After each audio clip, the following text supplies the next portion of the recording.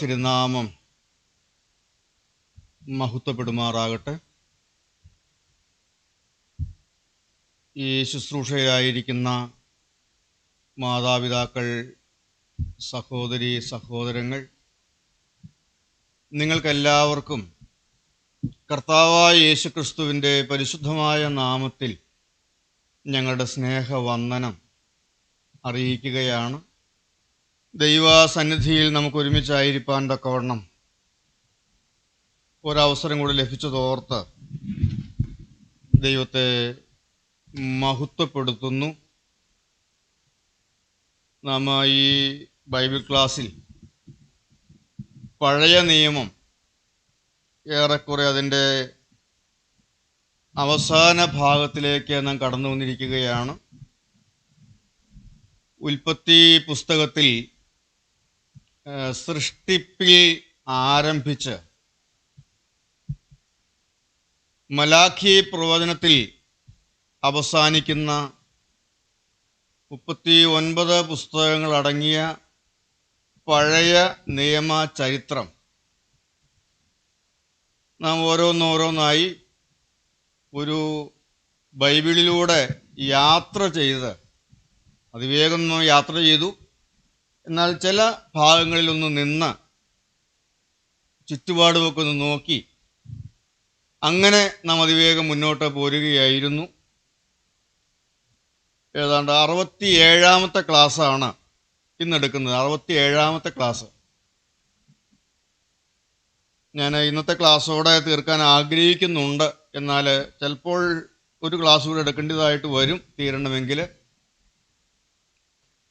പഴയ നിയമം മുഴുവൻ അതിൻ്റെ ആ ഓർഡറിൽ നമ്മളൊന്ന് പതിയണം. ചരിത്രം, ബൈബിൾ ചരിത്രം നമ്മുടെ ഉള്ളിലൊന്ന് പതിയണം. അതിനുവേണ്ടി ഇന്നത്തെ ക്ലാസ് ഒരു അല്പം ശ്രദ്ധയോടെ ഇരുന്നാൽ മാത്രമേ നിങ്ങൾക്ക് മനസ്സിലാവുകയുള്ളൂ. പഴയ നിയമ പുസ്തകം മലാഖി പ്രവാചകന്റെ പുസ്തകത്തിൽ അവസാനിക്കുന്നു. പഴയ നിയമ ചരിത്രം മലാഖിയിൽ അവസാനിക്കുകയാണ്. പിന്നീട് പുതിയ നിയമം ആരംഭിക്കുന്നത് മത്തായിയുടെ സുവിശേഷത്തിൽ കർത്താവിൻ്റെ ജനനത്തോടു കൂടെയാണ്, യേശുക്രിസ്തുവിൻ്റെ ജനനത്തോടെയാണ്. അപ്പോൾ ഈ മലാഖിയുടെ കാലം മുതൽ ക്രിസ്തുവിൻ്റെ ജനനം വരെയുള്ളതായ കാലം ഒരു ഗ്യാപ്പ്, 400 വർഷത്തെ ഒരു ഗ്യാപ്പുണ്ട്. മലാഖി മുതൽ മത്തായി വരെയുള്ള കാലം 400 വർഷത്തെ ഒരു ഗ്യാപ്പുണ്ട്. അതിനെ ഇരുണ്ട കാലം എന്നാണ് വിളിക്കുന്നത്. ഇരുണ്ട കാലം, ഡാർക്ക് ഏജ് എന്നാണ് അതിനെ വിശേഷിപ്പിക്കുന്നത്. കാരണം വചനത്തിൻ്റെ വെളിച്ചമില്ലാത്ത കാലമാണ്. പ്രവാചകന്മാരാരും സംസാരിക്കാത്ത ഒരു കാലം. നാം പുതിയ നിയമത്തിലേക്ക് വരുമ്പോൾ പുതിയ നിയമ പുസ്തകങ്ങളെല്ലാം പഠിക്കുവാൻ സഹായകമാണ് ഈ കാലയളവിൽ എന്ത് സംഭവിച്ചു എന്നുള്ളത് ഒന്ന് മനസ്സിലാക്കുന്നത്. മലാഖി പ്രവാചകന്റെ പുസ്തകം 4-ാം അധ്യായം 4-ാം വാക്യത്തിൽ മോശയുടെ ന്യായപ്രമാണത്തെ ഓർത്തുകൊള്ളുവിൻ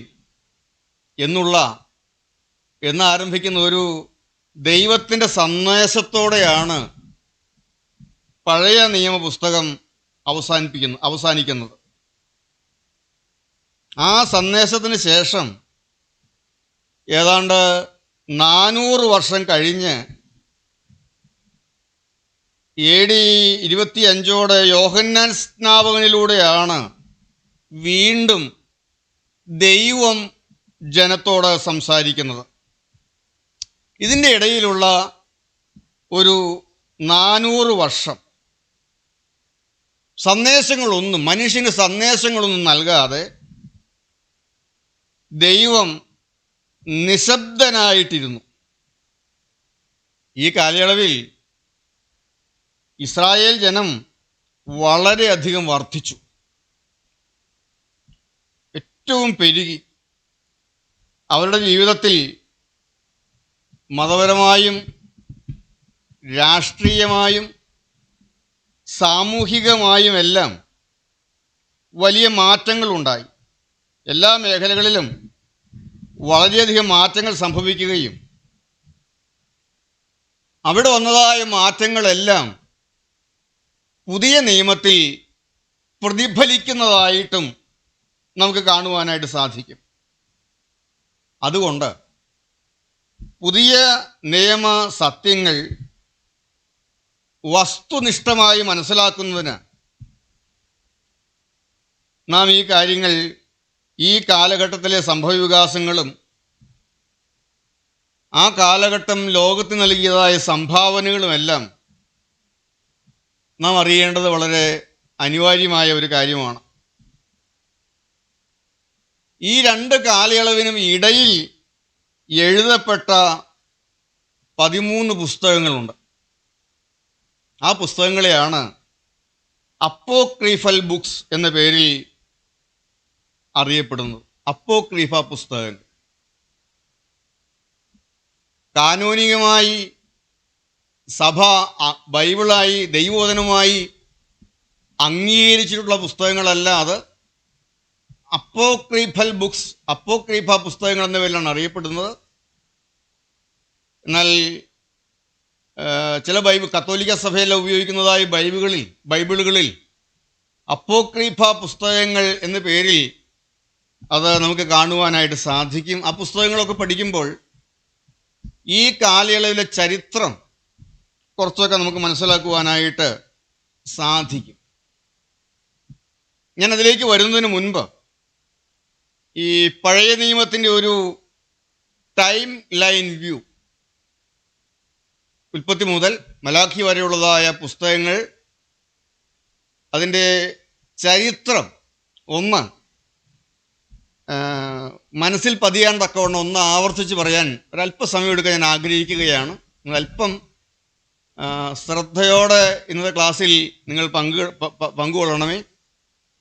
ഞാനത് ജെറോമിന് ഒന്ന് പ്രസൻറ്റ് ചെയ്യാൻ പറ്റും. ആ ഒരു ഞാൻ ഗൂഗിളിൽ സെർച്ച് ചെയ്തപ്പോൾ ഒരു ചെറിയൊരിത് കിട്ടിയിട്ടുണ്ട്, അല്പം വലുതായിട്ട്. അത് ഒന്ന് ഇപ്പം നിങ്ങൾക്ക് സൂമിലിരിക്കുന്നവർക്ക് അവിടെ ഹോളിലും സ്ക്രീനിൽ അത് കാണാൻ കഴിയും. Old testament time line view. ഞാനത് ഗൂഗിളിൽ സെർച്ച് ചെയ്തപ്പോൾ കിട്ടിയതായ ഒന്നാണ്. ഇതിനേക്കാളും ചിലപ്പോൾ ക്ലിയർ ആയിട്ടുള്ള മറ്റത് കാണുമായിരിക്കാം. എന്നാൽ ഏതാണ്ട് മനസ്സിലാക്കാൻ തക്കവണ്ണം, എളുപ്പത്തിൽ മനസ്സിലാക്കാൻ തക്കവണ്ണം ഞാൻ കണ്ടതായ ഒന്നാണ്. ഉൽപ്പത്തി പുസ്തകത്തിൽ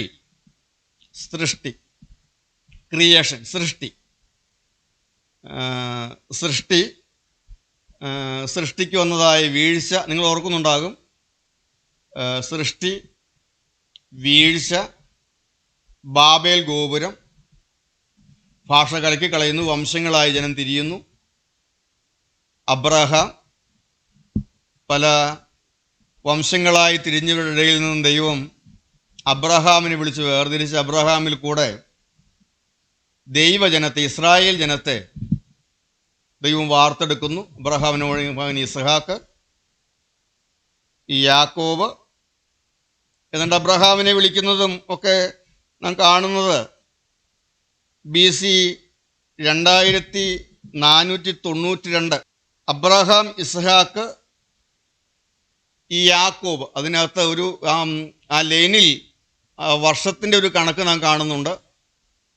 ഇസ്ഹാക്കിൻ്റെയൊക്കെ ഐസക്, ഇസാക്ക്, യാക്കോബ്, ജോസഫ്, ഇസ്രായേൽ 2100, 2000, 1900, അതെല്ലാം BC ഒരു കാലക്കണക്കാണ് നാം കാണുന്നത്. യൗസേഫിൻ്റെ കാലത്ത് ഇസ്രായേൽ ജനം മിസ്രയീമിലെത്തുന്നു. മിസ്രയീമിൽ യൗസേഫിൻ്റെ മരണത്തോടു കൂടെയാണ് പഴയ നിയമ ഉൽപ്പത്തി പുസ്തകത്തിൻ്റെ ചരിത്രം അവസാനിക്കുന്നത്. ഏതാണ്ട് 1805 യൗസേഫിൻ്റെ മരണം നടക്കുന്നത്. അതോടെ ഉൽപ്പത്തി പുസ്തക ചരിത്രം അവസാനിക്കുന്നു. വീണ്ടും പുറപ്പാട് പുസ്തകത്തിലേക്ക് വരുമ്പോൾ യൗസേഫിനെ അറിയാത്തതായൊരു ഫറവോ രാജാവ് മിസ്രയീമിൽ ഭരണത്തിൽ വന്നു. അവർ ഇസ്രായേൽ ജനത്തെ ഉപദ്രവിക്കാനായിട്ട് തുടങ്ങി. ദൈവം അവരുടെ നിലവിളി കേട്ട് മോശയെ വിളിച്ച് വേർതിരിച്ച് മോശയിലൂടെ ഇസ്രായേൽ ജനത്തെ അവിടെ നിന്ന് വിടുവിച്ച് കൊണ്ടുവരുന്നു. മോശയുടെ ജനനം BC 1526 മോശയുടെ ജനനം നടക്കുന്നത്. 1446 ഇസ്രായേൽ ജനം മിസ്രൈമിൽ നിന്ന് പുറപ്പെടുന്നത്. എന്ന് വെച്ചാൽ ക്രിസ്തുവിന് മുൻപ് 1446 വർഷങ്ങൾക്ക് മുമ്പാണ് ഇസ്രായേൽ ജനം മിസ്രൈമിൽ നിന്ന് പുറപ്പെടുന്നത്. അവർ ചെങ്കടൽ കടന്നു, യാത്ര ചെയ്ത് സീനായിലെത്തി. അവിടെ വെച്ച് സീനായിൽ ദൈവപ്രത്യക്ഷത ഉണ്ടാവുകയും 10 കൽപ്പനകൾ, ന്യായപ്രമാണം, 10 കൽപ്പനകൾ അടങ്ങിയ ന്യായപ്രമാണം ദൈവം മനുഷ്യൻ നൽകുകയും ചെയ്യുന്നു. കൽപ്പനകൾ ലഭിക്കുന്നത്, പ്രമാണം ലഭിക്കുന്നത് BC 1445 വീണ്ടും അവർ ദൈവത്തോട് മത്സരിക്കുകയും പിറുപിറുക്കുകയും അവരുടെ ഇടയിൽ വന്നതായ പല കാര്യങ്ങളും പല ശിക്ഷകളും, ഏതാണ്ട് 40 വർഷം ഇസ്രായേൽ ജനം മരുഭൂമിയിൽ കൂടെ ചുറ്റി അലഞ്ഞ് നടക്കുന്ന ഒരു കാലമുണ്ട്. മോശ കനാൻ നാട് ദൂരെ നിന്ന് നോക്കിക്കണ്ട് അവിടെ കാൽ കുത്താൻ കഴിയാത്തവനായി ഈ ലോകത്തു നിന്നും മരണം മൂലം മാറ്റപ്പെടുന്നു. തുടർന്ന് യോശുവയുടെ നേതൃത്വത്തിൽ ഇസ്രായേൽ ജനം കനാൻ നാട്ടിലെത്തുന്നു. 1406 ഇസ്രായേൽ ജനം കനാൻ നാട്ടിലെത്തുന്നത്. കനാൻ നാട് വിഭാഗിച്ച് അളന്ന് തിരിച്ച് 12 ഗോത്രങ്ങൾക്ക് അത് നൽകുന്നു. വീണ്ടും ആദ്യം യോശുവ മുതൽ ന്യായാധിപന്മാർ മാറി മാറി ഇസ്രായേൽ ജനത്തെ ഭരിക്കുകയാണ്. യോശുവ മുതൽ ശമൂവേൽ വരെ ഏതാണ്ട് 15ഓളം ന്യായാധിപന്മാർ മാറി മാറി ഇസ്രായേൽ ജനത്തെ ഭരിക്കുന്നുണ്ട്. 1375 മുതലാണ് ന്യായാധിപന്മാരുടെ ഭരണകാലം നാം കാണുന്നത്. വീണ്ടും നാം കാണുന്ന പുസ്തകങ്ങൾ ഏതെല്ലാമാണ്? 1 ശമൂവേൽ, 2 ശമൂവേൽ, 1 രാജാക്കന്മാർ, 2 രാജാക്കന്മാർ. ഈ 4 പുസ്തകങ്ങളിൽ ശമൂവേൽ പ്രവാചകനെക്കുറിച്ച് പറയുന്നു. ശൗൽ രാജാവ് ആകുന്നു. ശൗലിന് ശേഷം ദാവീദ് രാജാവാകുന്നു. ദാവീദിന് ശേഷം ശലോമോൻ രാജാവാകുന്നു. ശലോമോന് ശേഷം ഐക്യരാജ്യം, അതുവരെ ഒരു രാജ്യം, ഇസ്രായേൽ ഒറ്റ രാഷ്ട്രമായിരുന്നു. അത് വടക്കേ രാജ്യമെന്നും തെക്കേ രാജ്യമെന്നും യൊരോബയാമും രഹബയാമും വരികയും divided kingdom, United Kingdom, divided monarchy, divided kingdom, വിഭജിത രാജ്യം നിലവിൽ വരികയും ചെയ്യുന്നു. 1 ശമൂവേൽ, 2 ശമൂവേൽ, 1 രാജാക്കന്മാർ, 2 രാജാക്കന്മാർ. ഇവരുടെ കാലയളവിൽ പ്രവചിച്ച പ്രവാചകന്മാരാണ് യെശയ്യാ പ്രവാചകനും ഒക്കെ. ഇവരുടെ കാലയളവിൽ പ്രവചിച്ചതായ പ്രവാചകന്മാരാണ്. യെശയ്യാ പ്രവാചകൻ പ്രവചിച്ചത് ഈ രാജാക്കന്മാരുടെ കാലയളവിലാണ് പ്രവചിക്കുന്നത്. വീണ്ടും വിഭജിത രാജ്യം, ഇസ്രായേൽ തലസ്ഥാനമായുള്ള വടക്കേ രാജ്യം, ഇസ്രായേൽ രാജ്യം, വടക്കേ രാജ്യം, തെക്കേ രാജ്യമായ യഹൂദ്യ, അശൂര്യ രാജാവ് വന്ന് വടക്കേ രാജ്യമായ ഇസ്രായേലിനെ അശൂരിലേക്ക് അടിമകളായി പോകുന്നു. അശൂര്യ അടിമത്വം ഏതാണ്ട് BC 722 അശൂര്യ അടിമത്വം ഉണ്ടാകുന്നത്. അല്പം കാലങ്ങൾ കൂടെ മുന്നോട്ട് പോയി ഈ അശൂര്യ അടിമത്വത്തിലേക്ക് പോകുന്നതായ ആ കാലയളവിൽ, അതിനു മുമ്പും ആ കാലയളവിലുമെല്ലാം യഹൂദ്യായി, ഇസ്രായേൽ രാഷ്ട്രത്തിൻ്റെ തലസ്ഥാനം യഹൂദ്യായിരുന്നു. യഹൂദ്യായി പ്രവചിച്ച പ്രവാചകന്മാരാണ് നഹൂം, സെഫന്യ, ഹബക്കൂക്ക്, ഇരമ്യാവ് തുടങ്ങിയ പ്രവാചകന്മാരെല്ലാം ആ കാലയളവിൽ പ്രവചിച്ചതായ പ്രവാചകന്മാരാണ്. എന്ന് പറഞ്ഞാൽ 1 രാജാക്കന്മാർ, 2 രാജാക്കന്മാർ, ആ കാലയളവിലാണ് യെശയ്യാവ്, നഹൂം, സെഫന്യ, ഹബക്കൂക്ക്, യിരെമ്യാവ്, യെസക്കിയേൽ, യെരമ്യാവ്, ഇങ്ങനെ ഈ പ്രവാചകന്മാരെല്ലാം ജീവിച്ചിരുന്ന് പ്രവാചക ശുശ്രൂഷ ചെയ്യുന്നത്. ഇതിൻ്റെ ഇടയിലുള്ള പുസ്തകങ്ങളാണ് നാം കാണുന്ന എസ്ര, നെഹമ്യാവ്, എസ്തേർ, സങ്കീർത്തനങ്ങൾ, സദൃശവാക്യങ്ങൾ, ഉത്തമഗീതം, ഈ പുസ്തകങ്ങളെല്ലാം. അതിൽ ഇയ്യോബിൻ്റെ പുസ്തകത്തിലെ സംഭവങ്ങൾ നടക്കുന്നത് ഉൽപ്പത്തി പുസ്തകത്തിലെ സംഭവങ്ങൾ നടക്കുന്ന കാലയളവിലാണ്. ഇയ്യോബ് ഏറ്റവും പുരാതന കാലത്തെ പഴയ നിയമഭക്തനായിരുന്നു. ഇയ്യോബിൻ്റെ പുസ്തകം, ആ സംഭവങ്ങൾ ഉൽപ്പത്തി പുസ്തകത്തിൽ ആ സംഭവങ്ങൾ നടക്കുന്ന ഏതോ കാലയളവിലാണ് ഇയ്യോബിൻ്റെ പുസ്തകത്തിലെ ആ സംഭവങ്ങൾ ഇയ്യോബ് ജീവിച്ചിരുന്നതുമെല്ലാം നാം കാണുന്നത്. എസ്ര, നെഹമ്യാവ്, എസ്തേർ ഇവരെല്ലാം ബാബിലോന്യ പ്രവാസത്തിലും അതിനുശേഷവും ഉണ്ടായിരുന്ന കാര്യങ്ങളാണ്. അത് ആ ഓർഡർ അല്പം വ്യത്യസ്തമായി ബൈബിൾ ഉൾപ്പെടുത്തിയിരിക്കുന്നു. സങ്കീർത്തനങ്ങൾ രാജാക്കന്മാരുടെ ഭരണകാലത്തുള്ളതാണ്. ദാവീദാണ് അധികവും സങ്കീർത്തനങ്ങൾ എഴുതിയത്, നമുക്കറിയാം. സദൃശ്യവാക്യങ്ങളും സഭാപ്രസംഗിയും ഉത്തമഗീതവുമെല്ലാം ശലോമോൻ എഴുതിയതായ പുസ്തകങ്ങളാണ്, അത് നമുക്കറിയാം. പിന്നീട് പ്രവാചകന്മാരുടെ പുസ്തകമാണ്. യെശയ്യാവ്, യെഹെസ്കേൽ, യിരെമ്യാവ്, ഈ പ്രവാചകന്മാരെല്ലാം അശൂര്യ പ്രവാസത്തിൻ്റെ ആ കാലയളവിലും ബാബിലോൺ പ്രവാസത്തിലേക്ക് ജനം പോകുന്നതിന് മുൻപും ബാബിലോന്യ പ്രവാസത്തിലായിരുന്നപ്പോഴും എല്ലാം ജീവിച്ചിരുന്ന ദൈവജനത്തിന് ദൈവത്തിൻ്റെ ആലോചന നൽകിയതായ പ്രവാചകന്മാരാണ് ഈ പ്രവാചകന്മാർ. അശൂര്യ അടിമത്തത്തിലേക്ക് BC 722 ദൈവജനം പോയി. വീണ്ടും കുറേ കാലം കൂടെ തെക്കേ രാജ്യമായ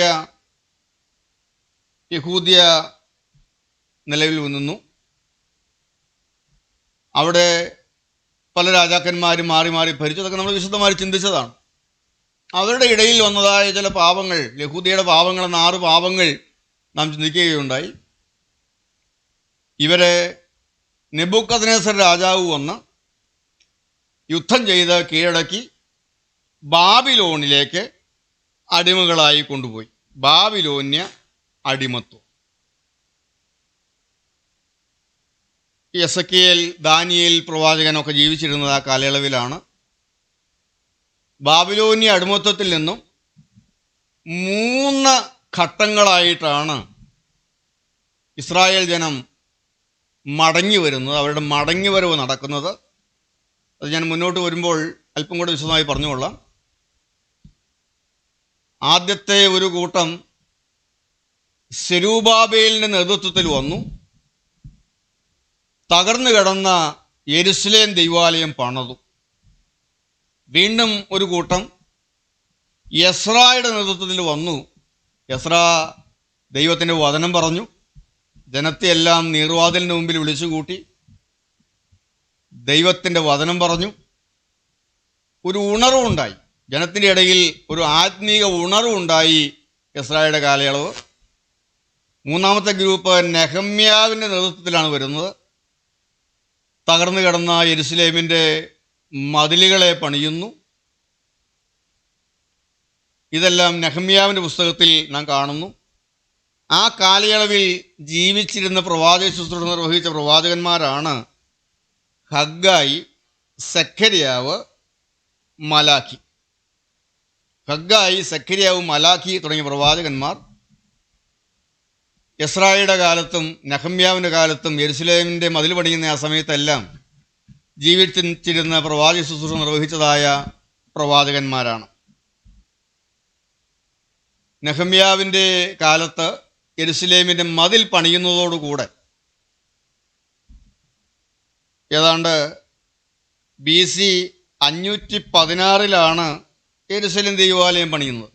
അതോടുകൂടെ പഴയ നിയമ ചരിത്രം അവസാനിക്കുന്നു. ഈ ടൈം ലൈൻ വ്യൂ അതൊരു പ്രിൻ്റ് എടുത്ത് നിങ്ങൾ സൂക്ഷിച്ചാൽ Google old testament time line view എന്ന് സെർച്ച് ചെയ്താൽ നിങ്ങൾക്ക് ലഭിക്കുന്നതാണ്. അതൊന്ന് നിങ്ങൾ നോക്കിയാൽ നിങ്ങൾക്കിത് പെട്ടെന്ന് മനസ്സിലാക്കാൻ പറ്റും. ഈ യെശയ്യാവ് തുടങ്ങിയതായ യെശയ്യാവ്, യെരമ്യാവ്, യെഹസ്കേൽ, ദാനിയേൽ തുടങ്ങിയതായ പ്രവാചകന്മാരെല്ലാം ജീവിച്ചിരുന്ന പ്രവാചക ശുശ്രൂഷ നടത്തിയതായ കാലങ്ങൾ. 1 രാജാക്കന്മാർ, 2 രാജാക്കന്മാർ, 1 ശമൂവേൽ, 2 ശമൂവേൽ. ഈ പുസ്തകങ്ങളിൽ ശൗല്, ദാവീദ്, ശലോമോൻ തുടങ്ങിയ രാജാക്കന്മാരുടെ ഭരണവും മറ്റ് രാജാക്കന്മാർ ഭരിക്കുന്നതും ആ കാലയളവിലാണ് യെശയ്യാ പ്രവാചകനും മീഖ പ്രവാചകനും ഒക്കെ ജീവിച്ചിരുന്ന പ്രവാചക ശുശ്രൂഷ നിർവഹിച്ചത്. അശൂര്യ പ്രവാസത്തിന് മുൻപ്, അസീറിയയിലേക്ക് പ്രവാസികളെ കൊണ്ടുപോകുന്നതിന് മുൻപ്, വീണ്ടും ബാബിലോന്യ പ്രവാസത്തിലേക്ക് പോകുന്നതിന് മുൻപും ആ പ്രവാസകാലത്തുമെല്ലാം യെസക്കിയേൽ, ദാനിയേൽ, എസ്ര, നെഹമ്യാവ്, ഹഗ്ഗായി, സെഖര്യാവ്, മലാഖി ഈ പ്രവാചകന്മാർ ജീവിച്ചിരുന്ന പ്രവാചക ശുശ്രൂഷ നിർവഹിച്ചു. നെഹമ്യാവിൻ്റെ കാലത്ത് യെരുസലേമിൻ്റെ മതിൽ പണിയതോടുകൂടെ പഴയ നിയമ ചരിത്രം അവസാനിക്കുകയാണ്. ആ കാലത്തിന് ശേഷം, യെരുസലേമിൻ്റെ മതിൽ പണിയപ്പെട്ടതിന് ശേഷം, നെഹമ്യാവിൻ്റെ കാലത്തിന് ശേഷം, മലാഖി പ്രവാചകൻ്റെ കാലത്തിന് ശേഷം AD 25 വരെയുള്ള 400 വർഷം, ആ കാലയളവിൽ, ആ 400 വർഷത്തെ ആ കാലയളവിൽ എന്തെല്ലാമാണ് സംഭവിച്ചത് എന്ന് ബൈബിളിൽ നിന്ന് നമുക്ക് മനസ്സിലാക്കാൻ സാധിക്കുകയില്ല. അതിന് നമ്മൾ ചരിത്രത്തിലേക്ക് പോകണം. അല്പം ചരിത്രം നാം പഠിക്കുമ്പോൾ നമുക്ക് മനസ്സിലാക്കാൻ കഴിയും. നിങ്ങൾക്ക് അല്പം ശ്രദ്ധിച്ചിരുന്നാലേ ഇത് മനസ്സിലാവുകയുള്ളൂ. വേണമെങ്കിൽ ഇനി ഞാൻ സ്ക്രീൻ ഷെയറിങ് ഓഫാക്കിക്കൊള്ളുക. ദൈവത്തിന് സ്തോത്രം. വാസ്തവത്തിൽ ഈ ബൈബിൾ ശാസ്ത്രവുമായി ചേർത്ത് വെച്ച് പഠിക്കുമ്പോൾ നമ്മൾ അമ്പരന്ന് പോകും. ഇന്നത്തെ ഈ അത്യാധുനിക ശാസ്ത്രവുമായി, ശാസ്ത്രം അതിവേഗം പുരോഗതിയിലേക്ക് കുതിച്ചു ഉയരുകയാണ്. ഈ അത്യാധുനിക ശാസ്ത്രവുമായി ബൈബിൾ ചേർത്ത് വെച്ച് പഠിക്കുമ്പോൾ നാം അമ്പരന്ന് പോകും. കാരണം ഇത് ദൈവവചനമാണെന്ന് നമ്മുടെ ഉള്ളത്തിൽ, ദൈവവചനത്തിൻ്റെ മഹത്വം എന്താണെന്ന് നാം അമ്പരന്ന് പോകും. നമ്മുടെ ദൈവം എത്ര വലിയവനാണ്. ഈ പ്രവാചകന്മാരിലൂടെയൊക്കെ ദൈവം സംസാരിച്ചത് എത്ര വൻകാര്യങ്ങളാണ് എന്ന് നമുക്ക് മനസ്സിലാക്കാൻ സാധിക്കും. അതുപോലെ തന്നെ ചരിത്രവുമായി ചേർത്ത് വയ്ക്കുമ്പോൾ നാം അത്ഭുതപ്പെട്ടു പോകും. രാഷ്ട്രീയ പശ്ചാത്തലത്തിൽ നിന്നുകൊണ്ട് ഓരോ കാലഘട്ടത്തിലേക്കും രാഷ്ട്രീയ പശ്ചാത്തലവുമായി ചേർത്ത് വെച്ച് നാം ബൈബിൾ പഠിക്കണം. ഈ ബൈബിൾ എന്ന് പറയുന്നത് പണ്ട് ഒരു കാലത്ത് ഒരു സ്ഥലത്ത് ഒരു രാജാവ് ജീവിച്ചിരുന്നു എന്നൊക്കെ പറഞ്ഞ് ചുമ്മാ തുറന്ന വെറും പുരാണങ്ങളല്ല.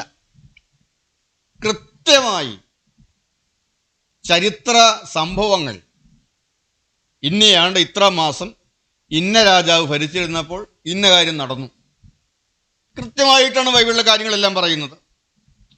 AD 25 വരെയുള്ളതായ 400 വർഷത്തെ ഇരുണ്ട യുഗം. അല്പം രാഷ്ട്രീയ പശ്ചാത്തലത്തിലേക്ക് നാം കടന്നു നോക്കുമ്പോൾ പേർഷ്യൻ സാമ്രാജ്യവും യവന സാമ്രാജ്യവും റോമൻ സാമ്രാജ്യവും, ഈ 3 സാമ്രാജ്യങ്ങളുടെ ഭരണത്തിൻ്റെ കീഴിലായിരുന്നു ഈ 400 വർഷക്കാലം ലോക ജനത ആയിരുന്നത്. പേർഷ്യ, യവന ഗ്രീക്ക്, പേർഷ്യൻ സാമ്രാജ്യം, ഗ്രീക്ക് സാമ്രാജ്യം, യവന സാമ്രാജ്യം, റോമ സാമ്രാജ്യം, ഇങ്ങനെ 3 സാമ്രാജ്യത്തിൻ്റെ ഭരണത്തിൻ്റെ കീഴിലായിരുന്നു ലോക ജനത ആയിരുന്നത്. ബാബിലോൺ പ്രവാസകാലം ഈ നിശബ്ദ യുഗത്തിന്, ഇരുണ്ട യുഗത്തിന് മുൻപായിരുന്നു എങ്കിലും 70 വർഷം നീണ്ടുനിന്ന ബാബിലോൺ പ്രവാസകാലവും ബാബിലോണിലെ പ്രവാസ ജീവിതവും യഹൂദ ജനത്തിൻ്റെ ജീവിതത്തിൽ വലിയ മാറ്റങ്ങൾ ഉണ്ടാക്കിയതായ ഒരു കാലയളവാണ്.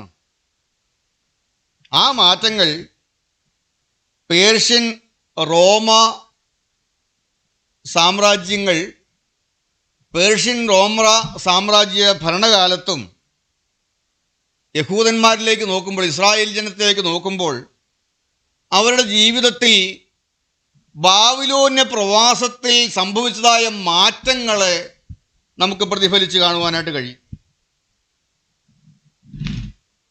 അശൂര്യൻ സാമ്രാജ്യം, ഈ ഇസ്രായേൽ ജനം അശൂരിലേക്ക് അടിമകളായി പോയല്ലോ. ഈ അശൂര്യ സാമ്രാജ്യം, അസീറിയൻ സാമ്രാജ്യം, ഈ അശൂര്യ സാമ്രാജ്യത്തെ കീഴടക്കി നിലവിൽ വന്ന ബാബിലോൺ സാമ്രാജ്യം. ഈ ബാബിലോൺ സാമ്രാജ്യം തെക്കേ രാജ്യമായ യെരുസലേമിനെ, യഹൂദിയെ കീഴടക്കിയത് 3 ഘട്ടങ്ങളിലായിട്ടാണ്. യെരമ്യാ പ്രവാചകന്റെ പുസ്തകം പഠിക്കുമ്പോൾ നമുക്ക് മനസ്സിലാക്കാൻ സാധിക്കും. ബാബിലോന്യ സാമ്രാജ്യം യഹൂദിയെ കീഴടക്കിയത് 3 ഘട്ടങ്ങളിലായിട്ടാണ് യെരുസലേമിനെ കീഴടക്കുന്നത്. 3 ഘട്ടങ്ങളായിട്ടാണ് യഹൂദന്മാരെ ബാബിലോണിലേക്ക് പ്രവാസികളായിട്ട് കൊണ്ടുപോകുന്നത്. അതിൽ 1-ാം ഘട്ടം BC 605, BC 605, 606 എന്നും പറയുന്നുണ്ട്. ദാനിയേൽ പ്രവാചകന്റെ പുസ്തകം 1-ാം അധ്യായം 1 മുതൽ 7 വരെയുള്ളതായ ആ സംഭവത്തിൽ നാം കാണുന്നത് യഹോയാക്കീം രാജാവ് യഹൂദ രാജാവായിരിക്കുമ്പോൾ, യെരുസലേമിനെ ഭരിക്കുന്ന യഹോയാക്കീം രാജാവാണ്.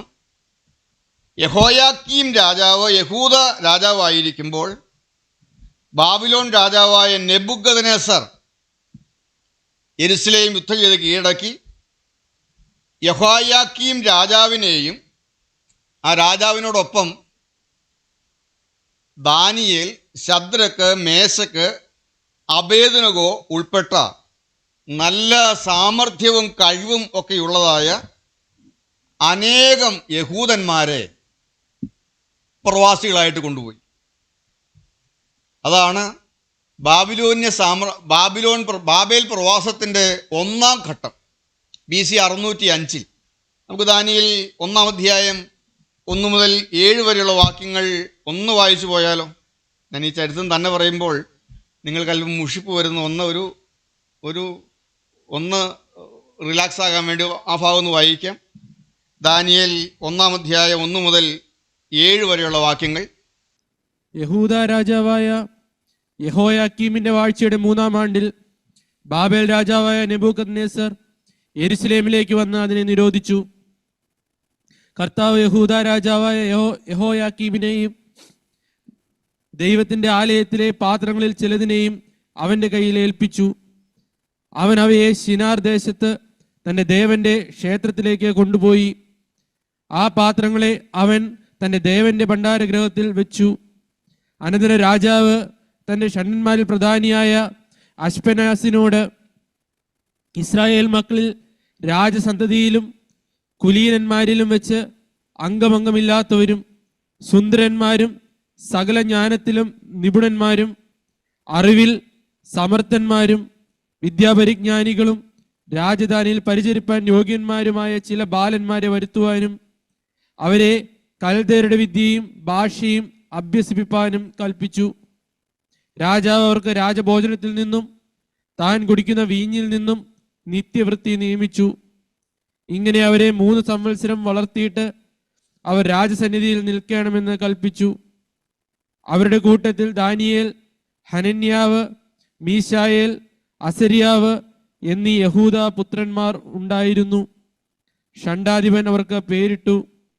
ദാനിയേലിന് അവൻ ബേൽശസർ എന്നും, ഹനന്യാവിന് ശദ്രക്ക് എന്നും, മീശായേലിന് മേശക്ക് എന്നും, അസരിയാവിന് അബേദ്നെഗോ എന്നും പേർ വിളിച്ചു. മതി. ഇതാണ്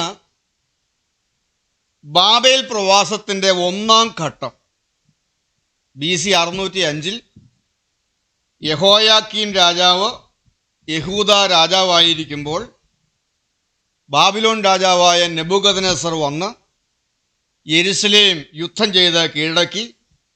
യഹോയാക്കീ രാജാവിനെയും കഴിവുള്ള സുന്ദരന്മാരായ നല്ല കഴിവുള്ള നല്ല നൈപുണ്യമുള്ള ആളുകളെ എല്ലാവരൊന്നും കൊണ്ടുപോയില്ല. അന്ന് ദാനിയേൽ ഉൾപ്പെടെയുള്ള ശദ്രക്ക്, മേശക്ക്, അബേദ്നെഗോ ഉൾപ്പെടെയുള്ള നല്ല ഇസ്രായേൽ മക്കളിൽ കുലീനന്മാരിൽ അംഗഭംഗമില്ലാത്തവരും സുന്ദരന്മാരും സകല ജ്ഞാനത്തിലും നിപുണന്മാരും അറിവിൽ സമർത്ഥരും വിദ്യാപരിജ്ഞാനികളും രാജധാനിയിൽ പരിചരിപ്പാൻ യോഗ്യന്മാരുമായ ചില ആളുകൾ, അങ്ങനെയുള്ളവരൊക്കെ നെബൂഖദ്നേസർ രാജാവ് ആദ്യം കൊണ്ടുപോയി, പ്രവാസികളായിട്ട് കൊണ്ടുപോയി. വീണ്ടും രണ്ടാം ഘട്ടം വരികയാണ്. രണ്ടാം ഘട്ടം അത് BC 597 ചില വർഷം കൂടെ കഴിഞ്ഞു,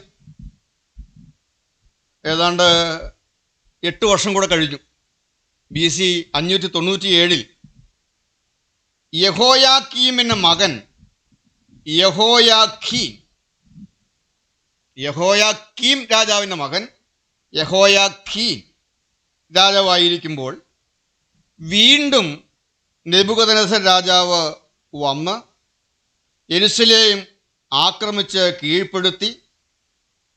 ആ സമയത്തും വിവിധ മേഖലകളിൽ പ്രാഗൽഭ്യം തെളിയിച്ച ഊർജസ്വലരായ 10,000 ചെറുപ്പക്കാരോടൊപ്പം അന്ന് പ്രവാചക ശുശ്രൂഷ നിർവഹിച്ചിരുന്ന യഹസ്കിയേൽ പ്രവാചകനെയും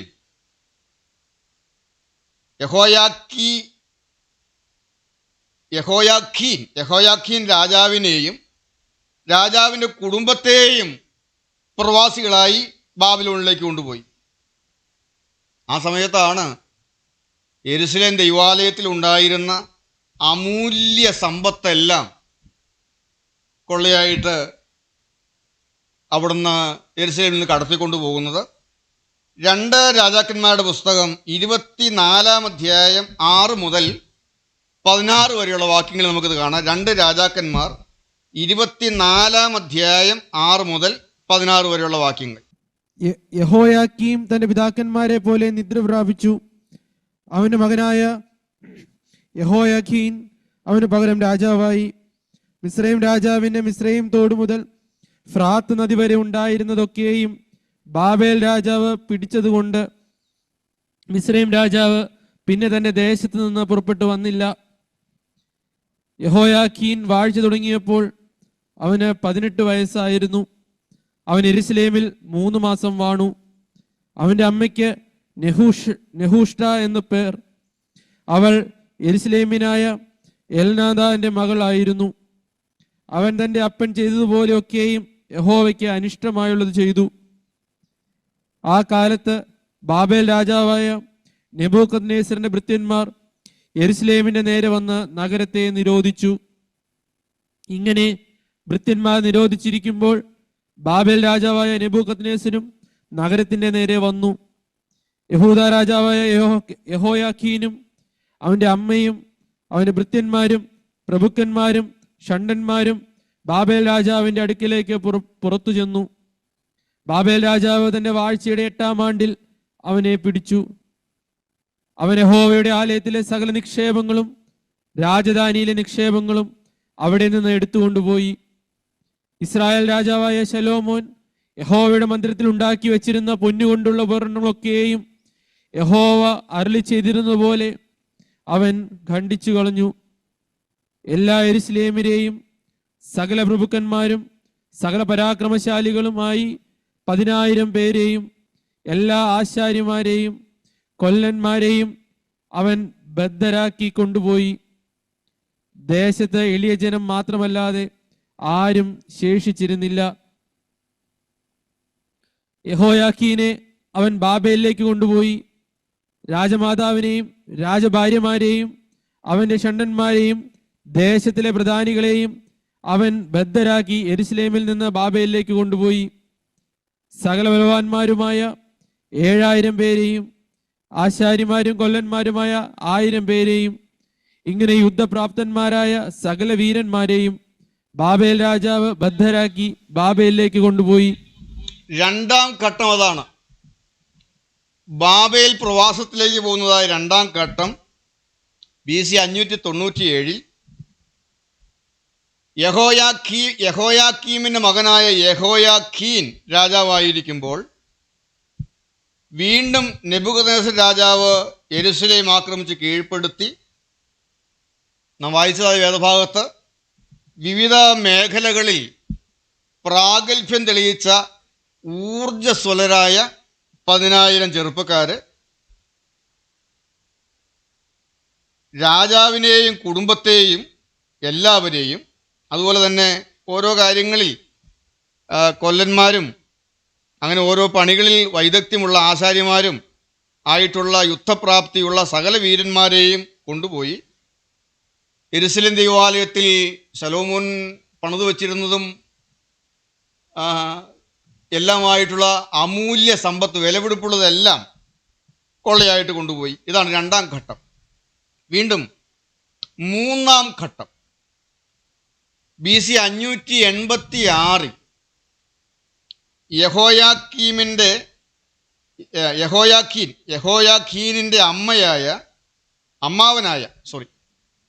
യഹോയാഖീനിൻ്റെ അമ്മാവനായ സെദക്കിയാവ് യഹൂദ രാജാവായി.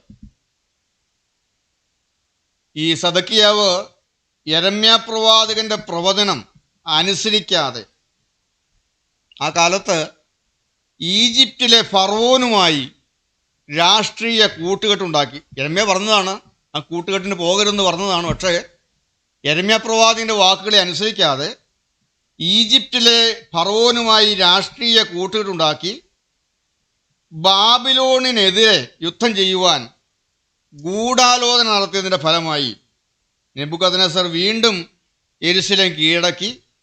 സെദക്കിയാവ് ദയനീയമായി കൊല്ലപ്പെട്ടു. വളരെയധികം യഹൂദന്മാരെ ബാബിലോണിലേക്ക് കൊണ്ടുപോയി. മറ്റൊരു കൂട്ടം യഹൂദന്മാരെ ഈ സമയത്ത് ഈജിപ്തുമായിട്ട് ബന്ധമുണ്ടാക്കിയിരുന്നല്ലോ. ഈ സമയത്തും ഒരു കൂട്ടം യഹൂദന്മാർ ഈജിപ്തിലേക്ക് പലായനം ചെയ്തു. ശേഷിച്ച കുറച്ചു പേര് പലസ്തീൻ്റെ തന്നെ പല ഭാഗങ്ങളിലുമായി ചിതറിപ്പോയി. ദൈവാലയം പൂർണ്ണമായും തകർക്കപ്പെട്ടു. യെരൂശലേമിൻ്റെ മതിലുകൾ തകർന്നതിൻ്റെ വാതിലുകളൊക്കെ തീ കൊണ്ട് ചുട്ടുകളഞ്ഞു. അങ്ങനെ യെരൂശലേം തീ വെച്ച് നശിപ്പിച്ചില്ലാതെയാക്കി കളഞ്ഞു. മൂന്നാം ഘട്ടം അത് 2 രാജാക്കന്മാരുടെ പുസ്തകം 24-ാം അധ്യായം 17 മുതലുള്ളതായ വാക്യങ്ങളിലും 2 രാജാക്കന്മാർ 24-ാം അധ്യായം 17 മുതൽ 25-ാം അധ്യായം 12 വരെയുള്ള വാക്യങ്ങളിൽ നമുക്കത് കാണാൻ സാധിക്കും. അങ്ങനെ പൂർണ്ണമായും യെരൂശലേം തകർക്കപ്പെടുകയും മിക്കവാറും യഹൂദജനം മുഴുവനും ഇസ്രായേൽ ജനം മുഴുവനും ബാബിലോന്യ അടിമത്വത്തിലാകുകയും ചെയ്തു. ചിന്നിച്ചിതറിപ്പോയ കുറച്ചു പേരുണ്ട്, മിസ്രൈമിലേക്ക് ഓടിപ്പോയി രക്ഷപ്പെട്ട കുറച്ചു പേരുണ്ട്. എന്നാൽ ഇസ്രായേൽ ജനമെല്ലാം ബാബിലോന്യ അടിമത്വത്തിലായി. അവർ ബാബിലോന്യ അടിമത്വത്തിലായിരുന്ന കാലത്ത് ദൈവാരാധന ഇല്ലാതെയായി. ആരാധന നിലച്ചു. ആരാധനയില്ലാത്ത കാലം. എന്നാൽ ബാബിലോൺ പ്രവാസത്തിലായിരുന്ന യഹൂദജനം ന്യായപ്രമാണം പഠിക്കുവാനും ദൈവത്തെ ആരാധിക്കുവാനുമായി അവർ കണ്ടെത്തിയതായ, അവർ ഉപയോഗിച്ചതായ ഒരു സംവിധാനമാണ് സിന്നഗോഗുകൾ. അതുവരെ അങ്ങനെയൊന്നില്ല. ഇസ്രായേൽ ജനത്തിൻ്റെ ഇടയിൽ സിന്നഗോഗുകളില്ല. യഹൂദ പള്ളി എന്നതിനെ അറിയപ്പെടുന്നുണ്ട്. യഹൂദൻ്റെ പള്ളി, സിന്നഗോഗുകൾ. ബാബേൽ പ്രവാസകാലത്ത് തോറ പഠിക്കാൻ, ന്യായപ്രമാണം, അവരുടെ തോറ പഠിക്കുവാനും ദൈവത്തെ ആരാധിക്കുവാനുമായി അവർ കണ്ടെത്തിയതായ ഒരു സംവിധാനമാണ് സിന്നഗോഗുകൾ, യഹൂദന്മാരുടെ പള്ളി. പുതിയ നിയമത്തിൽ ഈ സിനഗോഗുകൾ പല ഇടങ്ങളിൽ പരാമർശിച്ചിട്ടുണ്ട്. ഈ സിനഗോഗുകളിൽ യാഗങ്ങൾ നടത്തില്ല, യാഗങ്ങൾ ഉണ്ടായിരുന്നില്ല, യാഗങ്ങളില്ലായിരുന്നു. BC 515 സെരൂബാബേൽ ബാബേൽ പ്രവാസത്തിൽ മടങ്ങി വന്ന യഹൂദജനം സെരൂബാബേലിന്റെ നേതൃത്വത്തിൽ യെരൂശലേം ദൈവാലയം വീണ്ടും പണിതു. എങ്കിലും സിനഗോഗുകളിൽ നടന്നിരുന്നതായ ശുശ്രൂഷകളും പിന്നെ തുടർന്നു. ഇസ്രായേൽ ജനത്തിൻ്റെ ഇടയിൽ സിനഗോഗുകൾ പിന്നെയും തുടർന്നു. ആദിമ നൂറ്റാണ്ടിൽ അപ്പോസ്തലന്മാർ ഈ സിനഗോഗുകളിലാണ്, അവർ പള്ളികളിൽ പ്രസംഗിച്ചു എന്നൊക്കെ പറയുന്നുണ്ടല്ലോ. ഓരോ സ്ഥലങ്ങളിൽ ചെല്ലുമ്പോൾ അവിടെ ഒരു പള്ളിയുണ്ട്, അവിടെ പ്രസംഗിച്ചു എന്നൊക്കെ പറയുമ്പോൾ, അതായത് പിൽക്കാലത്ത് യെരൂശലേം ദൈവാലയം പണിതെങ്കിലും സിനഗോഗുകൾ ഇല്ലാതായില്ല. യഹൂദ പള്ളികൾ നിലനിന്നു, സിനഗോഗുകളിലെ ശുശ്രൂഷകൾ നിലനിന്നു, യാഗങ്ങൾ മാത്രം അവിടെ നടത്തിയിരുന്നില്ല. അപ്പോസ്തലന്മാരെല്ലാം ഈ സിനഗോഗുകളിലാണ് സുവിശേഷം പ്രസംഗം നടത്തിയത്. അനേകായിരം പേർ കർത്താവിൻ്റെ രക്ഷിതാവായി സ്വീകരിച്ച് പുതിയ നിയമസഭയുടെ അംഗങ്ങളായി തീർന്നതെല്ലാം ഈ സിനഗോഗുകളിലാണ്.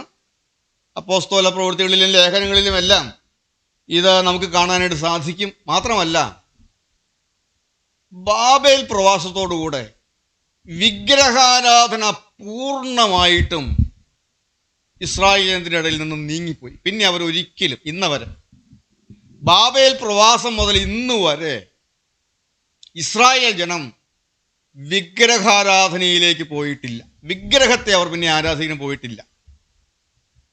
ഇതെല്ലാം ബാബേൽ പ്രവാസകാലത്ത് യഹൂദന്മാരുടെ ഇടയിൽ നടന്നതായ ചില വ്യത്യാസങ്ങളിൽ ഒന്നാണ്.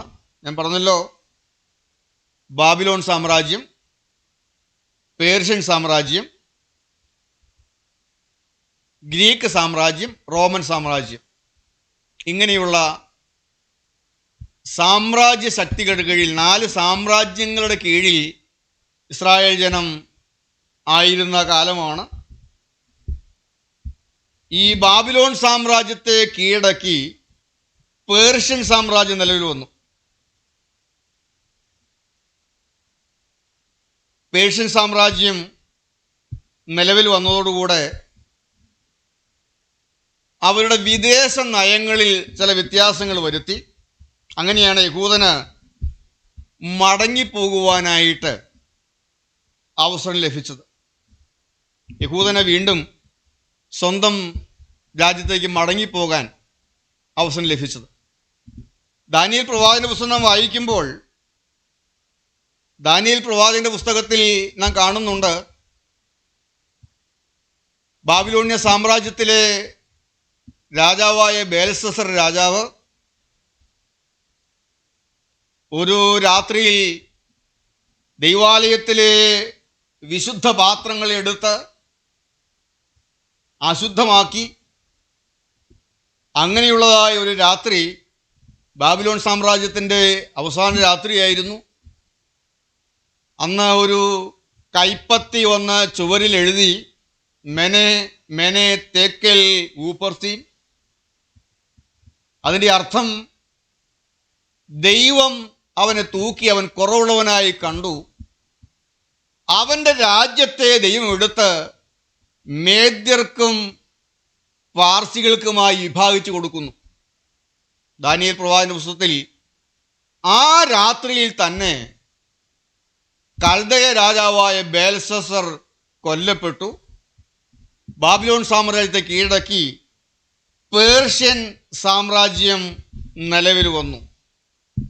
പേർഷ്യൻ സാമ്രാജ്യത്തിൻ്റെ വിദേശ നയങ്ങളിൽ വന്നതായ മാറ്റങ്ങൾ യഹൂദന് മടങ്ങിപ്പോകാനായിട്ട് അവസരം ലഭിച്ചു. BC 515 സെരൂബാബേലിൻ്റെ നേതൃത്വത്തിൽ ഒരു കൂട്ടം, ദൈവം കോരസ് രാജാവിൻ്റെ മനസ്സുണർത്തി, കോരസ് രാജാവ് ഭരണത്തിൽ വരുന്നു, കോരസ് രാജാവിൻ്റെ മനസ്സുണർത്തി സെരൂബാബേലിൻ്റെ നേതൃത്വത്തിൽ BC 515 ഒരു കൂട്ടം മടങ്ങിപ്പോയി യെരൂശലേം ദേവാലയം പുനർനിർമ്മിച്ചു. ആ കാലത്തിലാണ് എസ്തേർ രാജ്ഞിയായിരിക്കുന്നതും എസ്തേർ രാജ്ഞിയും മൊർദെഖായും കൂടെ ചേർന്ന് ഹാമാൻ്റെ തന്ത്രത്തിൽ നിന്ന് ഇസ്രായേലിനെ വിടുവിച്ചതുമായ കാര്യങ്ങളെല്ലാം നാം കാണുന്നത്. പേർഷ്യൻ രാജാവായ അഹശ്വേരോസ് രാജാവ്, ഈ ബാബിലോൺ സാമ്രാജ്യത്തെ കീഴടക്കി വന്ന പേർഷ്യൻ സാമ്രാജ്യം, പേർഷ്യൻ രാജാവായിരുന്ന അഹശ്വേരോസ്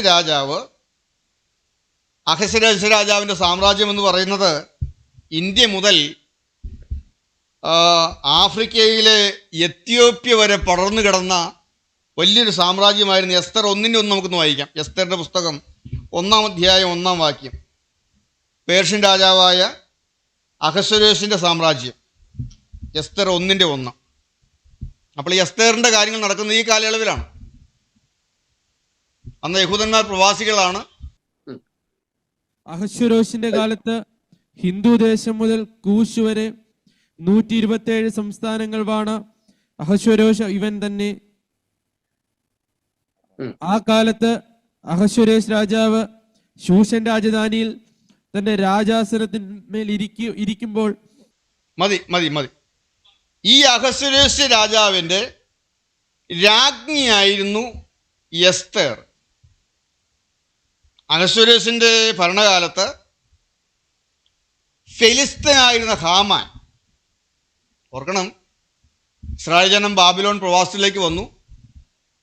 അവിടെ പ്രവാസികളായിരിക്കുന്നതായ ആ കാലത്ത് ബാബിലോൺ സാമ്രാജ്യത്തെ കീഴടക്കിക്കൊണ്ട് മേദ്യ പേർഷ്യൻ സാമ്രാജ്യം നിലവിൽ വരുന്നു. പേർഷ്യൻ രാജാവായ അഹശ്വേരോസ് രാജാവ് തൻ്റെ സാമ്രാജ്യം വലുതായിട്ട് വികസിപ്പിച്ചു, വലിയ വിസ്തൃതിയിലാക്കി, യുദ്ധം ചെയ്ത് രാജ്യങ്ങളെ കീഴടക്കി. ആ കാലത്ത് അഹശ്വേരോസ് രാജാവിൻ്റെ രാജ്ഞിയായി എസ്തർ മാറുന്ന കാര്യങ്ങൾ നമുക്കറിയാവുന്ന കാര്യമാണ്. അഹശ്വേരോസിൻ്റെ ഭരണകാലത്ത് ഫെലിസ്തീനായ ഹാമാൻ യഹൂദന്മാരുടെ മുഴുവൻ നാശത്തിനായി ശ്രമിച്ചു. വേറൊന്നുമല്ല, കൊട്ടാരത്തിൻ്റെ വാതിലിരിക്കുന്നതായ മൊർദെഖായി ഒന്നും എഴുന്നേൽക്കുന്നില്ല. താൻ വരുമ്പോൾ തന്നെ കണ്ട് എഴുന്നേറ്റില്ല. അപ്പോൾ അവൻ്റെ കുലത്തെ മുഴുവനും യഹൂദന്മാർ, അന്ന് ബാബിലോൺ പ്രവാസത്തിലായിരിക്കുന്ന, ബാബിലോണിലായിരിക്കുന്ന യഹൂദജനത്തെ മുഴുവൻ കൊന്നൊടുക്കാൻ തക്കവണ്ണം ഫെലിസ്തീനായ ഹാമാൻ യഹൂദ്യ വംശത്തിൻ്റെ നാശത്തിന് വേണ്ടി ശ്രമിച്ചതും എസ്തേറിൻ്റെ സമയോചിതമായ ഇടപെടൽ മൂലം അവർ ഉപവസിച്ച് പ്രാർത്ഥിച്ച്, മൊർദെഖായി യഹൂദജനെല്ലാം ഉപവസിച്ച് പ്രാർത്ഥിച്ച് എസ്തേർ രാജസന്നിധിയിലേക്ക് കടന്നു ചെന്ന് എസ്തേറിൻ്റെ സമയോചിതമായ ഇടപെടൽ മൂലം അവർക്ക് ലഭിച്ച രക്ഷ, അതാണ് എസ്തേറിൻ്റെ പുസ്തകത്തിൽ പ്രതിപാദ്യ വിഷയം. നിങ്ങൾക്കത് മനസ്സിലാകുന്നുണ്ടോ, ഗ്രഹിക്കാൻ പറ്റുന്നുണ്ടോ? ഞാനത് നോട്ട്സ് തന്നോളാം. അപ്പോൾ ഇങ്ങനെ ഈ ചരിത്രം പശ്ചാത്തലത്തിൽ നിന്നുകൂടെ നമ്മൾ പഠിക്കുമ്പോൾ നമുക്ക് കാര്യങ്ങൾ ഗ്രഹിക്കാനായിട്ട് സാധിക്കും. പേർഷ്യൻ ചക്രവർത്തിയിൽ നിന്നും സ്വദേശത്തേക്ക് മടങ്ങിപ്പോകുവാനും ദൈവാലയം പണിയുവാനും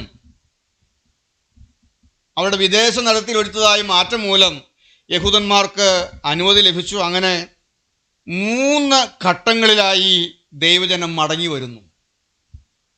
3 ഘട്ടങ്ങളിലായി. ഈ കാലയളവിലെല്ലാം അവർ ദൈവത്തെ ആരാധിച്ചിരുന്നു, ആരാധന മുടക്കിയില്ല.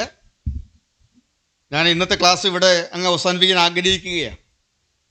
3 ഘട്ടങ്ങളിലായി ഈ ബാബിലോണിൽ നിന്ന് പേർഷ്യൻ രാജാക്കന്മാരുടെ വിദേശ നയത്തിൽ വന്നതായ മാറ്റം മൂലം അവർക്ക് അനുവാദം ലഭിച്ചു.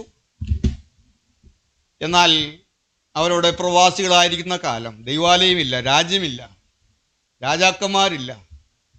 എന്നാൽ ജീവിച്ചിരുന്ന പ്രവാചകന്മാർ, യെഹെസ്കേൽ പ്രവാചകൻ, ദാനിയേൽ, ചിലർ നിൽക്കാനുണ്ടായിരുന്നു, ദൈവത്തിന് വേണ്ടി നിൽക്കാൻ. അവർ ബാബേൽ നദികളുടെ തീരത്തിരുന്ന് കരഞ്ഞതായ കാലങ്ങൾ, സിയോനെ ഓർത്തപ്പോൾ അവർ നിലവിളിച്ചതായ കാര്യങ്ങൾ, കേബാർ നദിയുടെ തീരത്തിരുന്ന് പാട്ട് നിന്നുപോയി തങ്ങളുടെ കിന്നരങ്ങളെ അരളി മരത്തിന്മേൽ തൂക്കിയിട്ട് കഴിഞ്ഞ കാലങ്ങളിലേക്ക് തിരിഞ്ഞു നോക്കി അപ്പന്മാരുടെ കൈകളിൽ തൂങ്ങി ആലയത്തിലേക്ക് പോയതും ആരാധിച്ചതുമായ കാര്യങ്ങൾ പെരുന്നാളിൽ പങ്കെടുത്തതായ കാര്യങ്ങളെല്ലാം അവർ ഓർത്തിരുന്ന് കരഞ്ഞതായ കാലങ്ങൾ. അന്നവർ ദൈവത്തിന് വേണ്ടി നിന്നു. ആലയമില്ലെങ്കിലും സിനഗോഗുകളിൽ അവർ ആരാധിച്ചു. ദൈവമക്കളെ, ഈ കാലയളവ് ഒരു വല്ലാത്ത കാലയളവിൽ നാം എത്തി നിൽക്കുകയാണ്. എല്ലാ രംഗങ്ങളെയും ദുഷ്ടൻ തകർത്ത് നശിപ്പിച്ചുകൊണ്ടിരിക്കുന്നതായ ഒരു കാലയളവ്. എല്ലാ സഭകളെയും ദുഷ്ടൻ തകർത്തുകൊണ്ടിരിക്കുന്നതായ കാലയളവ്. കൂട്ടായ്മകളെ, ആത്മീയ പ്രസ്ഥാനങ്ങളെ ദുഷ്ടനായ പിശാച് തകർത്തുകൊണ്ടിരിക്കുന്നതായ ഒരു കാലയളവ്. ഒരു കാലത്തുണ്ടായിരുന്നത് പലതും നഷ്ടപ്പെട്ടു പോയതായ ഒരു കാലയളവ്. എന്നാൽ ഈ കാലയളവിൽ ഈ കൂട്ടായ്മ ദൈവം നമുക്ക് തന്നത് ജീവനുള്ള ദൈവത്തിന് വേണ്ടി നിൽക്കാനാണ്. നിത്യപരിശുദ്ധനായ ദൈവത്തിന് വേണ്ടി നിൽക്കാനാണ്. ഈ തിങ്കളാഴ്ചകളിൽ ദൈവം നമ്മെ കൂട്ടി വരുത്തിയിരിക്കുന്നത് ചില വലിയ ശുശ്രൂഷകൾക്ക് വേണ്ടി ഒരുങ്ങുവാനാണ്. ഞാനും നിങ്ങളും ദൈവത്തിൻ്റെ വചനം പഠിച്ച് അനേകർക്ക് പകർന്നു കൊടുക്കുവാൻ തക്കവണ്ണം നമ്മളെ ഒരുക്കുവാൻ വേണ്ടിയാണ്. നിങ്ങളാരെല്ലാം ഇത് ഏറ്റെടുക്കുന്നുണ്ട്. ദൈവം നമുക്ക് അനുഗ്രഹിക്കപ്പെട്ടതായി കൂടിയൊരുകൾ തരുന്നത്. ഒന്നാം ഞായറാഴ്ചകളിലും മൂന്നാം ഞായറാഴ്ചകളിലും ഒരുമിച്ച് കൂടി വരാനുള്ള അവസരങ്ങൾ തന്നത്. ഓരോ ദേശങ്ങളിലും കൂടി വരുവാനും ദൈവവേല ചെയ്യാനുള്ള അവസരങ്ങൾ തന്നത്. നാം ഉണർന്ന് ദൈവത്തിന് വേണ്ടി നിൽക്കാനാണ്. ഒരു നല്ല കാലം വരുന്നുണ്ട്. കോരസ് രാജാവിൻ്റെ ഒരു കാലം വരാൻ പോകുന്നുണ്ട്. വിദേശ നയങ്ങളിൽ മാറ്റങ്ങൾ വരുന്നൊരു കാലം വരും. അതിനുവേണ്ടി നാം ഒരുങ്ങേണ്ടതായി കാലം. ഇപ്പോൾ ജോൺ സാർ എഴുന്നേറ്റ് ചില വാക്കുകൾ നമ്മോട് പറയും. നമുക്ക് പ്രാർത്ഥനയോടെ ഇരുന്ന് ദൈവസന്നിധിയിൽ ദൈവത്തിൻ്റെ ഇളപ്പാടുകളെ കേൾക്കാം. ദൈവതിരുനാമം മാത്രം മഹത്വപ്പെടുമാറാകട്ടെ. കർത്താവിന് സ്തോത്രം. എല്ലാം കേൾക്കുമ്പോൾ അത്ഭുതത്തോടെ ഏറ്റവും ഷോർട്ടായിട്ടെല്ലാം പറഞ്ഞു തരുന്നു. ആകത്തുക എന്താണ്? പറഞ്ഞതിൻ്റെ ആകത്തുക എന്താണ്? നിങ്ങളെല്ലാവരും ഒന്ന് ഉണർന്നിരുന്നേ, ശരിക്കും നിവർന്ന് ഒന്ന് ഉണർന്നിരുന്നേ. 6-7 മിനിറ്റ് സമയമുള്ളൂ. എന്താണ് പറഞ്ഞതിൻ്റെ ആകത്തുക? എന്തുകൊണ്ടാണ് യെരുശലേമിനെ, ഇസ്രായേൽ ജനത്തെ അടിമകളാക്കി കൊണ്ടുപോയത്? അതിൻ്റെ കാരണം എന്താണ്? ശലോമോൻ രാജാവിൻ്റെ കാലം വരെ, ശലോമോൻ രാജാവിൻ്റെ കാലം, അദ്ദേഹത്തിൻ്റെ അവസാന കാലഘട്ടം അദ്ദേഹം വിഗ്രഹാരാധനയിലേക്ക് തിരിഞ്ഞു, ജാതീയ ആരാധനയിലേക്ക് തിരിഞ്ഞു. ദൈവത്തിൻ്റെ പ്രമാണം അവർ ലംഘിച്ചു. അടിമകളായി അവർ പോകേണ്ടി വന്നു. ഇന്ന് ഇതിൽ നിന്ന് നമ്മൾ മനസ്സിലാക്കേണ്ടത് എന്താണ്? നമ്മുടെ ജീവിതത്തിൽ പാപം വരാൻ പാടില്ല. വചനം കേൾക്കാൻ വന്നു എന്നുള്ളതുകൊണ്ട് കാര്യമില്ല. ഒരു കാരണവശാലും എൻ്റെ ജീവിതത്തിൽ ഒരു പാപം വരികയില്ല എന്ന് വ്യക്തമായ ആ തീരുമാനമില്ലെങ്കിൽ പിശാച് നമ്മെ അടിമച്ചങ്ങലിട്ട് പൂട്ടും. എന്നേക്കുമായി നിത്യനാശത്തിലേക്ക് നമ്മെ കൊണ്ടുപോകും. വചനം കേൾക്കുന്നവരല്ല, ഈ വചനം പ്രമാണിക്കുന്നവരാണ് ഭാഗ്യവാന്മാർ. ജീവനുള്ള ദൈവത്തിൻ്റെ വചനം പ്രമാണിക്കുക, ഈ വചനത്തിനനുസരിച്ച് ജീവിക്കുക. പുറമേയുള്ള പാപങ്ങൾ മാറിയാൽ പോരാ, ഹൃദയത്തിലെ പാപങ്ങൾ മാറണം, ഉള്ളു മാറണം, ആകമാനമായി മാറണം. നാം നനച്ചിരിയാത്ത നിമിഷത്തിൽ കർത്താവ് രണ്ടാമത് വരും. അന്ന് നാം തള്ളപ്പെട്ടു പോയെന്ന് പറയാൻ ഒരിക്കലും ഇടവരരുത്. തിരുവചനം പറയുന്നു, കൊയ്ത്ത് കഴിഞ്ഞു, ഉറക്കെ പറഞ്ഞോളൂ, ഫലശേഖരവും കഴിഞ്ഞു, ഞാനോ രക്ഷിക്കപ്പെട്ടതുമില്ല എന്ന് അന്ന് വിലപിക്കാൻ ഇടവരരുത്. കർത്താവിൻ്റെ തിരുവചനം പറയുന്നു, 2 പേർ എന്നൊരു കിടക്കമേലായിരിക്കും. ഒരുത്തനെ സ്വീകരിക്കും, മറ്റവനെ ഉപേക്ഷിക്കും. 2 പേർ വയലിലായിരിക്കും. ഒരുത്തനെ സ്വീകരിക്കും, മറ്റവനെ ഉപേക്ഷിക്കും. 2 പേർ തിരികല്ലിൽ പൊടിച്ചുകൊണ്ടിരിക്കും. ഒരുത്തിയെ സ്വീകരിക്കും, മറ്റവളെ ഉപേക്ഷിക്കും. കർത്താവ് ഒരിക്കലും, നീതിയുള്ള ദൈവത്തിന് ഒരിക്കലും അനീതിക്ക് കൂട്ടുനിൽക്കാൻ സാധ്യമല്ല. എന്തുകൊണ്ടാണ് ദാനിയേൽ, ശദ്രക്ക്, മേശക്ക്, അബേദ്നെഗോ ഈ 3 പേരെ എന്തുകൊണ്ടാണ് കർത്താവ് അന്ന് സംരക്ഷിച്ച് കാത്തത്? അടിമ രാജ്യത്തായിരുന്നു. ചിന്തിക്കൂ പ്രിയപ്പെട്ടവരെ, ലോകത്തിൽ മുഴുവൻ ദുഷ്ടത നടമാടുന്നു. എവിടെ തിരിഞ്ഞു നോക്കിയാലും പാപമാണ്, എങ്ങോട്ട് നോക്കിയാലും പാപമാണ്. എന്നാൽ ആ 4 പേര്, ദാനിയേൽ, ശദ്രക്ക്, മേശക്ക്, അബേദ്നെഗോ, അവർ 4 പേര് വിശ്വസ്തയോടെ നിന്നു, വിശുദ്ധിയോടെ നിന്നു, കറ പറ്റരുതെന്നുള്ള ചിന്തയോടെ നിന്നു. അടിമദേശത്താണ്, ആരും കാണാത്ത രംഗത്താണ്, ആരും കാണുന്നില്ല, ഭൂമിയിൽ ആരും അറിയുന്നില്ല, നല്ല സൗകര്യമാണ്, ഏത് പാപവും ചെയ്യാം. എന്നാൽ പ്രിയപ്പെട്ട ദൈവജനമേ, നാം അറിഞ്ഞുകൊള്ളൂ, ദുഷ്ടനായ പിശാച് നാം പാപത്തിൽ അടിമപ്പെട്ടാൽ പിശാച് നമ്മെ വരിഞ്ഞു കെട്ടി മുറുക്കും. ഓരോ ദിവസവും മുറുക്കിക്കൊണ്ടിരിക്കും. കുറച്ച് കഴിയുമ്പോൾ നമ്മുടെ ഹൃദയം തകരുകയില്ല, കഠിനപ്പെട്ട ഹൃദയമായി പോകും. പാപം ചെയ്യാൻ നമുക്ക് പിന്നെ ഒരു മടിയില്ലാതെയാകും.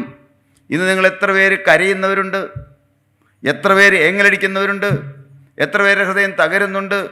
വചനം കേൾക്കുമ്പോൾ തകരുന്നുണ്ട്, ഈ വചനം വായിക്കുമ്പോൾ തകരുന്നുണ്ട്, തന്നെത്താൻ ദൈവസന്നിധിയിലിരിക്കുമ്പോൾ തകരുന്നുണ്ട്. തകർന്നു നുറുങ്ങിയതുമായ ഹൃദയം. തിരുവചനം പറയുന്നു, മാറ്റമില്ലാത്ത വചനം, അരിഷ്ടനും മനസ്സ് തകർന്നവനും എൻ്റെ വചനത്തിങ്കൽ വിറയ്ക്കുന്നവനുമായ മനുഷ്യനെ കടാക്ഷിക്കും. ദൈവം മുഖപക്ഷമില്ലാത്ത ന്യായാധിപതിയാണ്. മുഖപക്ഷം കൂടാതെ ന്യായം വിധിക്കുന്ന ദൈവം. നിങ്ങൾ GGF വന്നവരാണെന്നുള്ളതുകൊണ്ട് ഒരു പ്രത്യേകതയില്ല. ശരിയാണ്, ഇവിടെ സത്യവചനമാണ് പഠിപ്പിക്കുന്നത്, മായമില്ലാത്ത വചനമാണ് പഠിപ്പിക്കുന്നത്. മായം ചേർക്കാത്ത വചനം കർത്താവ് തരുന്നു. ഇവിടെ ആരും നേതാക്കന്മാരോ അല്ലെങ്കിൽ ആരെയും ചൂണ്ടിക്കാണിക്കുന്നില്ല. ആകെ ഒരു വ്യക്തിയെ മാത്രം വരച്ചു കാണിക്കുന്നു. എന്നാൽ ക്രിസ്തുവിനെ നാം അനുഭവിക്കുന്നുണ്ടോ? എൻ്റെ രഹസ്യ ജീവിതത്തിലെ പാപം വിടാൻ നമുക്ക് മനസ്സുണ്ടോ? രഹസ്യ ജീവിതത്തിലെ പാപം വിടാൻ മനസ്സില്ലെങ്കിൽ നിങ്ങൾക്ക് ഒരിക്കലും ശുദ്ധീകരണം ലഭിക്കുകയില്ല. രഹസ്യ ജീവിതം, ആരും കാണാതിരിക്കുമ്പോൾ ഞാനും ദൈവവും മാത്രം, ഭൂമിയിൽ ആരും എന്നെ കാണുന്നില്ല, ആരും എന്നെ അറിയുന്നില്ല, ഒരാളും അറിയാത്തൊരു സ്ഥലത്ത് എന്നെ കൊണ്ട് ആക്കിയിരിക്കുന്നു. പ്രിയപ്പെട്ടവരെ, ആ സമയത്ത് നമ്മുടെ ഹൃദയം എങ്ങനെയാണ്? നമ്മുടെ കൊടുക്കൽ വാങ്ങലുകൾ എങ്ങനെയാണ്? നമ്മുടെ സംസാരം എന്താണ്? കള്ളം പറയാൻ നമുക്ക് മടിയുണ്ടോ?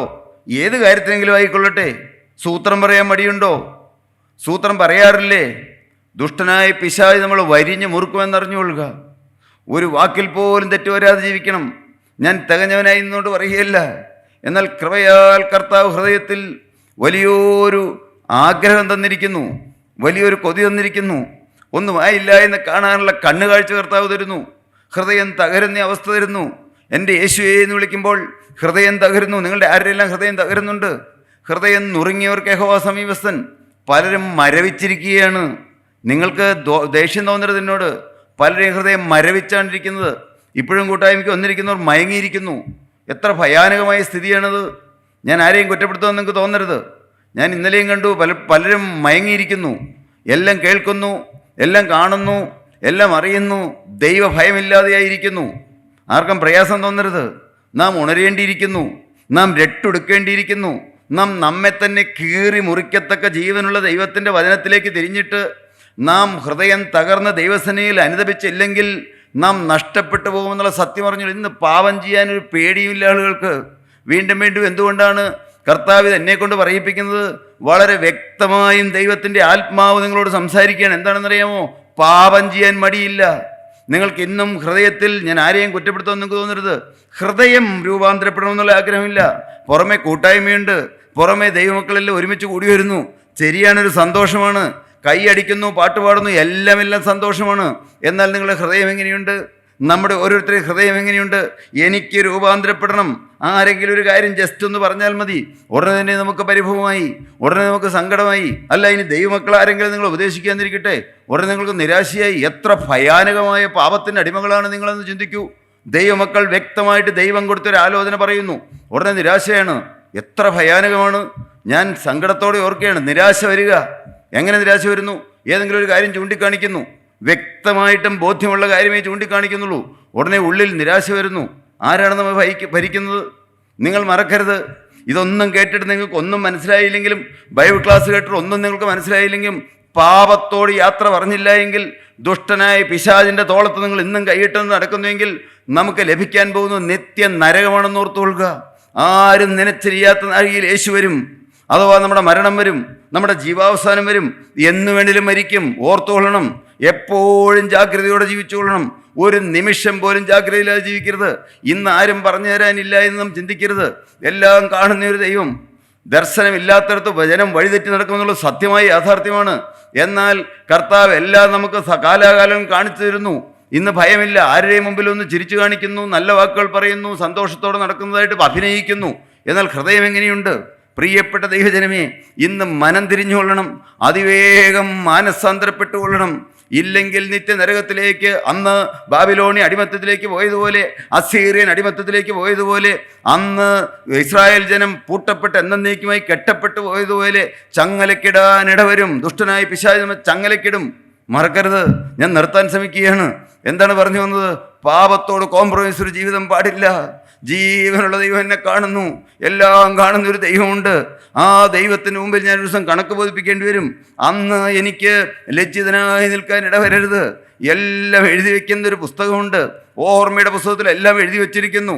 സ്മരണയുടെ പുസ്തകം. ഭയമില്ലാത്തൊരു കൂട്ടമായി നാം മാറരുത്. നാശത്തിലേക്ക് നാം പോകാൻ ഇടവരരുത്. നിത്യ നരകത്തിൽ നാം കഴിക്കാൻ ഇടവരരുത്. ആർക്കും പ്രയാസം തോന്നരുത്. എന്തുകൊണ്ടാണ്? കർത്താവിൻ്റെ ആത്മാവ് കൃത്യമായും വ്യക്തമായും എനിക്ക് പറഞ്ഞു തന്നതുകൊണ്ടാണ്. എൻ്റെ നാവിൽ കൃത്യമായിട്ട് പറയാൻ തന്നതുകൊണ്ടാണ് ഞാൻ നിങ്ങളോട് പറയുന്നത്. ഇന്ന് ഭയമില്ലാത്തവരായി കൂട്ടായ്മക്കാർ മാറിയിരിക്കുന്നു.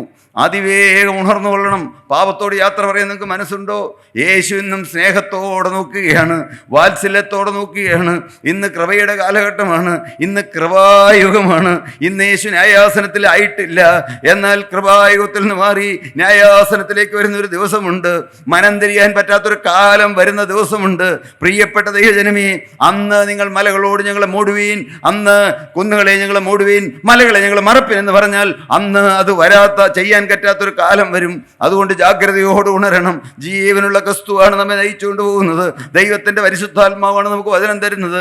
പരിശുദ്ധാത്മാവ് വചനം തരുമ്പോൾ സത്യമായും ദൈവത്തിൻ്റെ പരിശുദ്ധാത്മാവ് തരുന്നതെന്ന് അറിഞ്ഞുകൊണ്ട്, മനം തകർന്നുകൊണ്ട്, ഉള്ളുരുകിക്കൊണ്ട്, ഹൃദയം നുറുങ്ങിയവർക്ക് യഹോവ സമീപസ്ഥൻ, മനസ്സ് തകർന്നവരെ അവൻ രക്ഷിക്കുന്നു.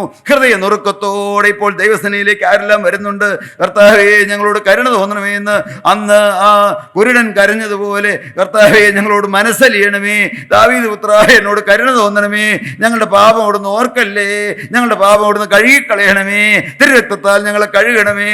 ഞങ്ങളുടെ പാപം കഴുകി ഞങ്ങളെ ശുദ്ധീകരിക്കണമേ.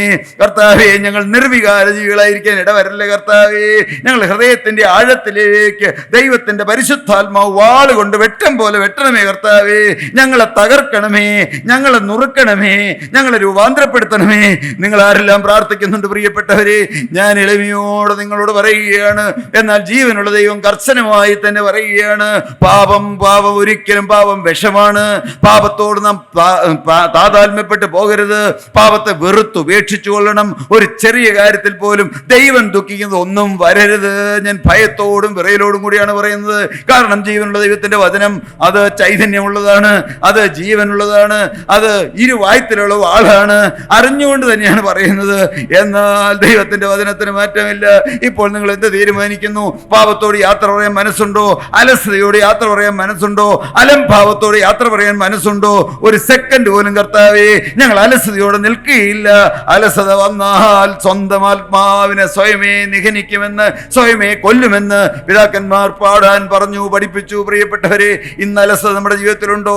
നമുക്ക് അലസതയോട് യാത്ര പറയാം, നമുക്ക് ഉണരാം. പ്രിയപ്പെട്ട ദൈവജനമേ, സത്യവചനം നമുക്ക് ശരിയായി വരച്ച് നമ്മുടെ കണ്ണിന് മുമ്പിൽ വരച്ച് കിട്ടിയിരിക്കെ അപ്പോസ്തലൻ പറഞ്ഞു, ക്രൂശിക്കപ്പെട്ട ക്രിസ്തുവിനെ നിങ്ങളുടെ കണ്ണിന് മുമ്പിൽ വരച്ച് കിട്ടിയിരിക്കെ നിങ്ങളെ ക്ഷുദ്രം ചെയ്ത് മയക്കിയത് ആര് എന്നാണ് അപ്പോസ്തലൻ അങ്ങ് കർക്കശമായി ദൈവജനത്തോട് ചോദിക്കുന്നത്.